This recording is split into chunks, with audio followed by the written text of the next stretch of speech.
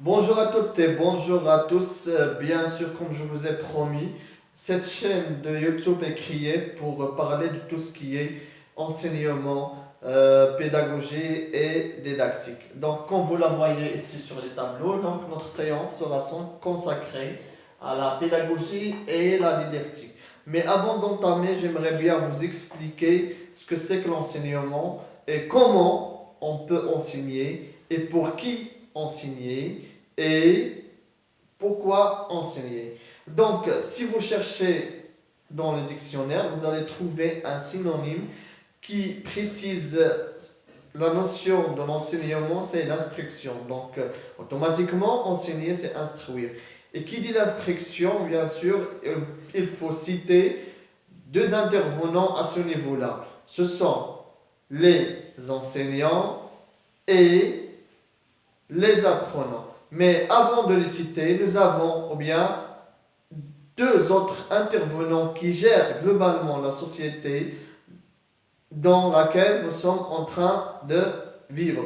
Voilà, ces deux intervenants sont la société politique. Bien sûr, vous la connaissez, la société politique, c'est le gouvernement, l'académie, la délégation, le ministère, etc. Et deuxièmement, c'est le niveau social. Donc, quand on parle de niveau social, chacun parmi nous appartient à un niveau social précis. Moi, j'appartiens à un niveau social où mes parents sont pas vraiment intellectuels. Vous, vous appartenez à un niveau social différent. Les autres appartiennent à un niveau social différent. Mais ma destination est d'être, par exemple, un prof de faculté. Il y en a d'autres destinations aux autres personnes. Chacun, à chaque son histoire, chacun sa vie, chacun sa route. Par exemple, certaines personnes veulent être des pilotes, d'autres veulent être des enseignants, d'autres veulent être des psychologues, d'autres des anthropologues, des médecins, etc. Ces deux intervenants s'associent ou bien s'unissent pour recruter un certain nombre de personnes qui nous permettent d'obtenir à la fin un bon citoyen, qui nous permettent d'obtenir à la fin un bon citoyen. Donc, le but, pourquoi enseigner, c'est pour obtenir à la fin un bon citoyen marocain qui croit à son Dieu et qui aime son pays et son roi, bien sûr. Alors, regardez, l'instruction repose principalement sur la société politique et le niveau social de chaque personne parmi nous.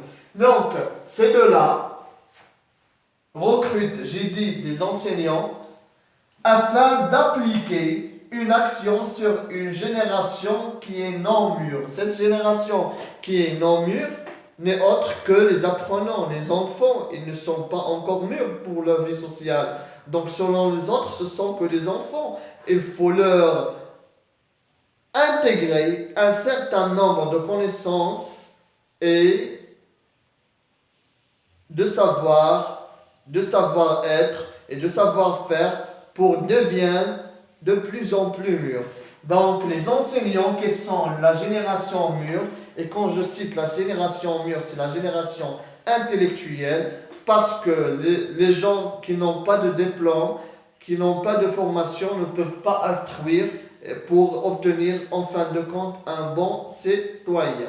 Donc, les enseignants doivent être intellectuels, c'est-à-dire ils doivent avoir un certain nombre de savoir, de savoir-faire et de savoir-être. Pourquoi? Pour susciter ou bien faire naître chez l'enfant un certain nombre d'états physiques selon l'éducation physique, un certain nombre d'états moraux selon l'éducation bien sûr morale et un certain nombre d'états intellectuels selon les connaissances qui seront présentées par la suite aux enfants dans les classes et à travers les leçons. Tout ça, ce schéma, ou bien ce schéma-là, résume le concept de l'enseignement qui mène en fin de compte à obtenir un bon citoyen. Donc l'objectif général, c'est obtenir un bon citoyen. Comment l'obtenir? C'est à travers deux séances, ou bien à travers deux notions très importantes qui sont la pédagogie et la didactique. La pédagogie et la didactique. La pédagogie, la didactique, qu'est-ce que c'est? Quelle est la différence entre les deux? Restez avec moi, on va essayer de voir la notion de chaque terme parmi ces deux-là, la pédagogie et la didactique.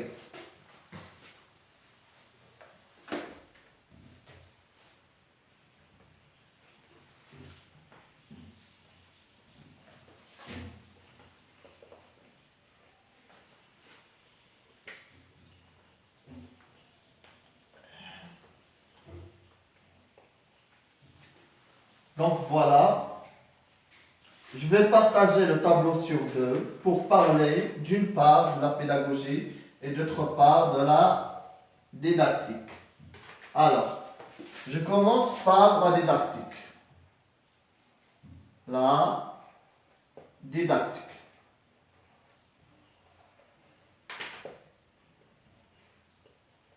Qu'est-ce que c'est que la didactique? Qu'est-ce que c'est que la didactique? Donc, selon les savants, bien sûr, et ceux qui ont analysé ce concept-là, la didactique désigne la manière de présenter une matière, c'est-à-dire comment présenter une matière. Prenons par exemple la présentation d'une leçon de lecture. Alors, c'est la manière comment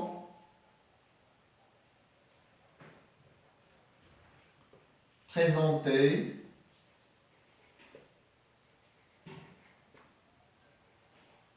une matière.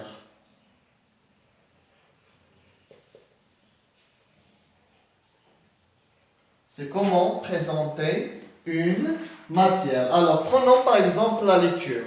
Si on veut présenter la lecture, qu'est-ce qu'on doit savoir? Qu'est-ce qu'on doit avoir comme outil? D'abord, avant de la présenter, il faut choisir le bon support. Il faut choisir le bon support. Alors, si on cite l'exemple de la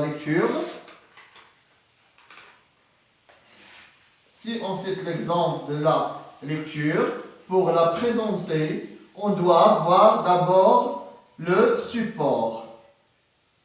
Donc, quand je dis support, c'est-à-dire, est-ce qu'il s'agit de mes apprentissages en français ou bien de parcours au niveau, par exemple, de la 6e année. Et en plus du support, je dois déterminer exactement la progression avec laquelle je dois travailler et doit être adapté au programme choisi au début. Si je parle, par exemple, de mes apprentissages en français, je dois travailler avec la progression de mes apprentissages en français. Si je parle de parcours, je dois travailler avec la progression de parcours. Donc, deuxièmement, c'est la progression. Ou bien, ce qu'on appelle la planification.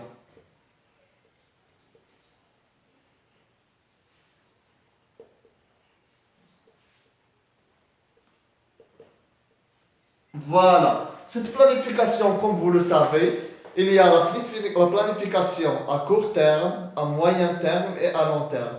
Quand on parle de la planification à court terme, c'est le cahier journal et la fiche pédagogique. Quand on parle de la planification à moyen terme, c'est la planification par unité, ce qu'on appelle en arabe التوزيع المجالي. Pourtant, quand on parle de la planification annuelle, c'est la progression annuelle, c'est la répartition annuelle avec laquelle on travaille durant toute l'année. Donc, en plus de la progression, quel exercice choisir? Quand je présente la lecture, quels sont les exercices possibles que je peux donner aux élèves pour qu'ils puissent assimiler la leçon? Donc, je parle des exercices.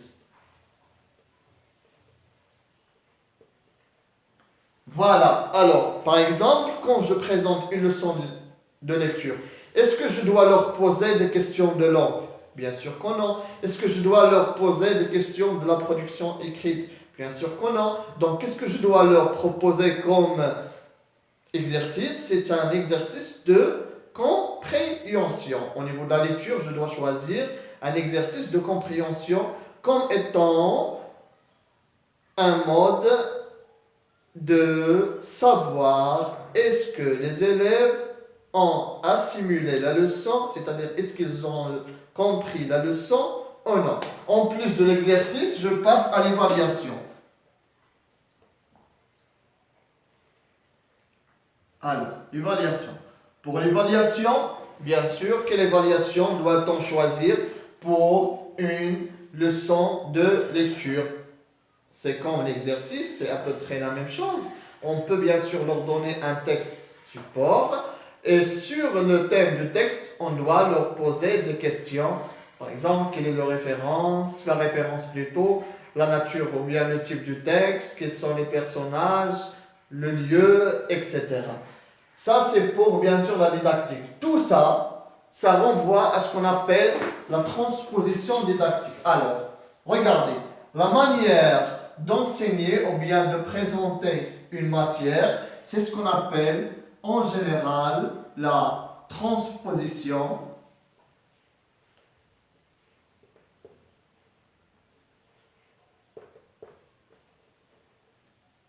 didactique.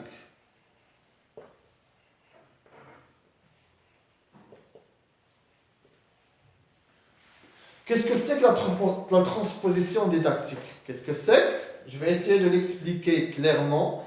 C'est le fait de comment modifier le savoir expert ou bien les savoirs experts pour qu'ils deviennent peu à peu successibles aux élèves. C'est-à-dire, j'ai par exemple une leçon de grammaire. Quelles sont les démarches à suivre dans cette leçon pour qu'elle soit comprise par les élèves? Et c'est ce qu'on appelle la didactique. Ça, en général, sur la didactique. Maintenant, passons à ce qu'on appelle la pédagogie. La pédagogie, voilà. Je vais essayer de la noter. La pédagogie.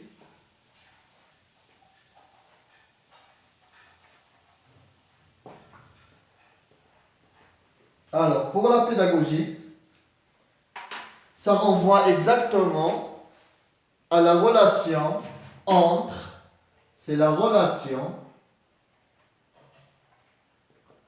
entre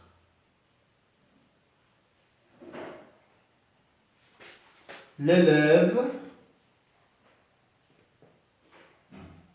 et le maître, ou bien le tuteur. Donc, c'est la relation entre l'élève et le maître. Ça veut dire quoi? C'est l'ensemble des méthodes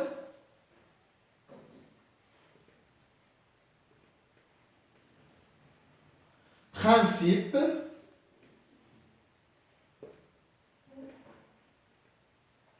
démarches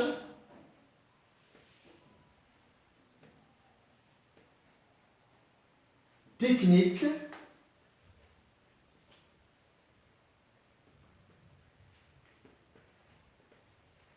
visant, qu'est-ce qu'il vise? Il vise quoi? Visant à faciliter l'intégration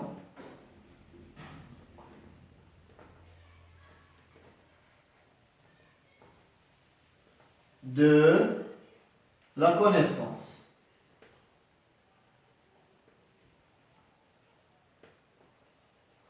Donc ça veut dire quoi? On essaye de travailler avec un certain nombre de pédagogies pour faciliter l'intégration de la connaissance chez les élèves, c'est-à-dire pour faciliter en général l'apprentissage. Et comme vous le savez, nous avons plusieurs pédagogies, à savoir la pédagogie de jeu, le tutorat, la pédagogie différenciée, le travail en groupe, la pédagogie de projet, ainsi de suite. Donc j'espère que vous avez compris la différence entre la didactique et la pédagogie. Jusque-là, je vous souhaite un très bon week-end. Je vous remercie pour votre attention.